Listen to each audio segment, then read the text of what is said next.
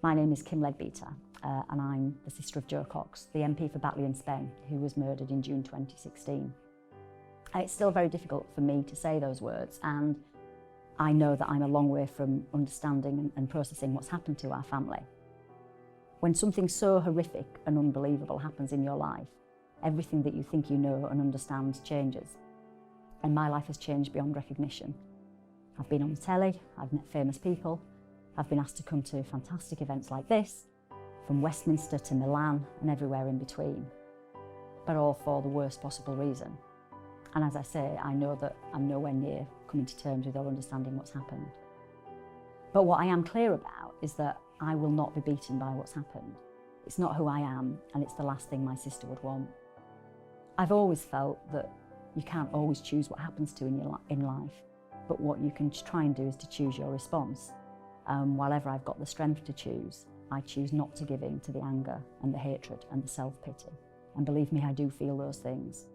But instead to try and create as much positive energy and action as possible from the most horrific of circumstances. And I suppose that is my message to everybody today as well. There's no two ways about it. We live in a world where some truly horrific things do happen. But I think we all have to try and make sure that the choices we make as a result of those things are as positive as we can allow them to be.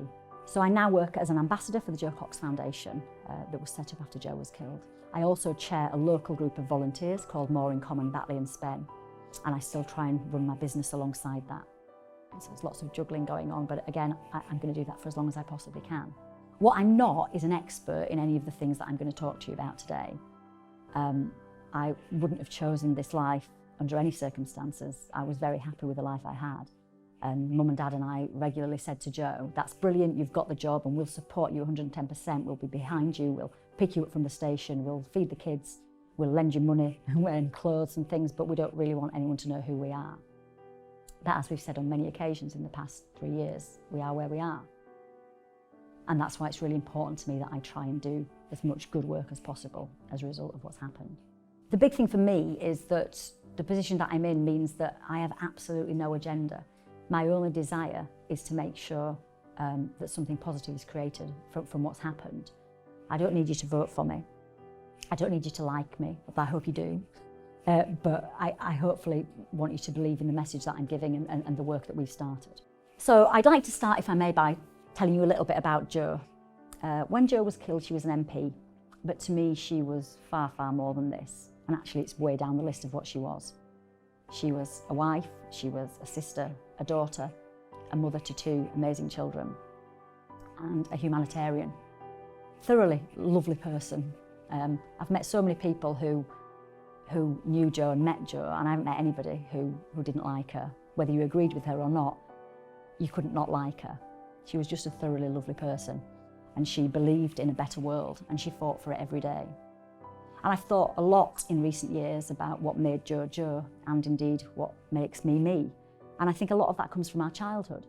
We were really lucky to be brought up by 2 fantastic parents who surrounded us by love and always made us feel appreciated, and instilled in us a core set of values and beliefs based around really simple stuff actually, like treating each other with respect and compassion, understanding different viewpoints, sometimes agreeing to disagree, and compromising.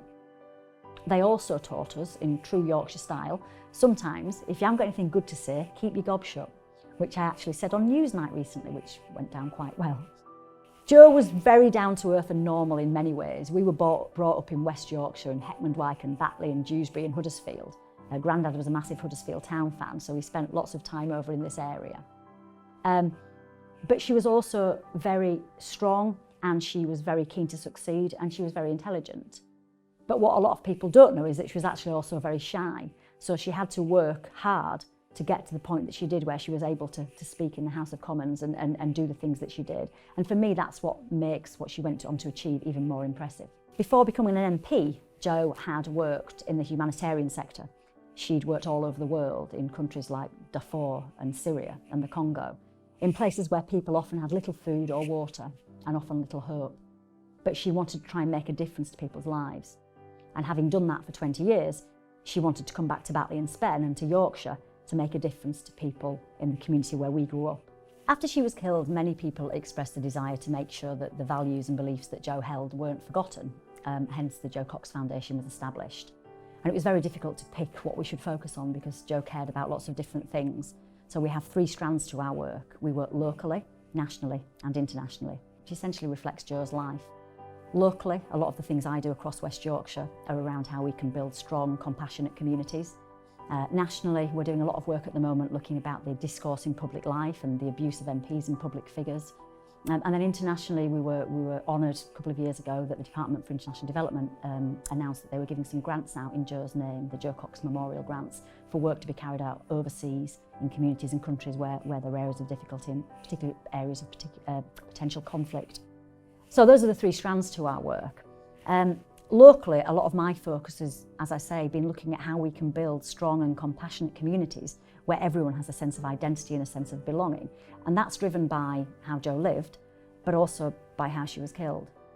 And we have to look at what is going on in our country and our communities and why there is division and why there are issues. The local volunteer group that I chair is called More in Common. And for those of you who may not know, More in Common was an expression that was taken from Jo's maiden speech in Parliament, when she said that despite the differences and the diversity of our community, she found that when she met people, we do indeed have more in common than that which divides us. And it's an expression which I see and hear a lot nowadays, and people send me pictures of those words scrawled on walls in war zones and from across as I say, the whole world. It's also become a bit of a beacon of hope in difficult times. And if you haven't seen Jo's maiden speech in Parliament, it is worth a watch if you get a chance. She describes our community to a T. Fox's Biscuits gets a mention, as does the Frontier nightclub. And I'm sure some people in the room have been to at least one of those places. Whether you've eaten a Fox's Biscuit or seen the laser show at the Frontier, as we did on many occasions in our youth, you will understand where Jo's coming from with her speech. So nationally, the foundation has been operating now for 2.5 years, and we released an impact report at the end of last year. And there's lots more information on the Jo Cox Foundation website if you're interested. One of the things that I think I'm most proud of is the work that we did on loneliness. Jo had started looking at loneliness on a cross-party basis in her short time as an MP, and that work was then picked up after she was killed, again on a cross-party basis. And it was an honour that last year we saw the appointment of the world's first ever MP who was in charge of loneliness, Minister for Loneliness. And at the end of last year we had, again, the world's first ever strategy for loneliness. And there's been some amazing work that's been continued in that area in recent times. It's something that we keep an eye on through Jo's Foundation. In terms of the work that we do when we're looking at communities, it's really important that we acknowledge the changing face of communities. Some people may feel forgotten, isolated or disconnected, and we have to look at ways in which we can change that. And I think there's many issues associated with that, whether we look at loneliness or we look at knife crime, we look at gang violence and many things. And I think what we're working on at the moment is how we can rebuild that sense of community that happened in yesteryear. And some of that is nostalgia, but actually there was a time, which I'm sure some of you remember, where you did know your neighbours and everybody on your street, and you could call in for a cup of sugar and leave your door open. And you're very lucky if you still live somewhere where that's the case. But I think it's also fair to say that a lot of places up and down the country, it's not like that anymore. And I think our work is very important in looking at how we can rebuild that. And the Great Get Together campaign is at the heart of that work. How can we provide people an opportunity to meet people they may not normally see, to reconnect with neighbours they may have lost touch with, and come together and do something really positive? So the Great Get Together campaign is at the heart of the work of Jo's Foundation. We had to take the very difficult decision on the anniversary of Jo's murder as to what we did that weekend. And it was a tough one. And I wouldn't blame anybody for just shutting up shop and locking the door and closing the curtains and not doing anything. But as a family, we decided we didn't want to do that. We wanted to do something positive, and we wanted to do something very Jo. And that's how the Great Get Together was born. So in June 2017, we asked the whole country to come together, remember Jo, and connect with people in their communities. And to be honest, it was bonkers. People embraced it. Up and down the country, events were organised, large and small, whether it was tea parties or iftars or barbecues or massive sporting events. Thousands and thousands of people came together, remembered Jo and the concept of more in common that she gave us, and just had a really good time. And I think we will do the Great Get Together every year. I think what it shows with the amount of people that have got involved in that, there's a real desire out there in the country to do something positive.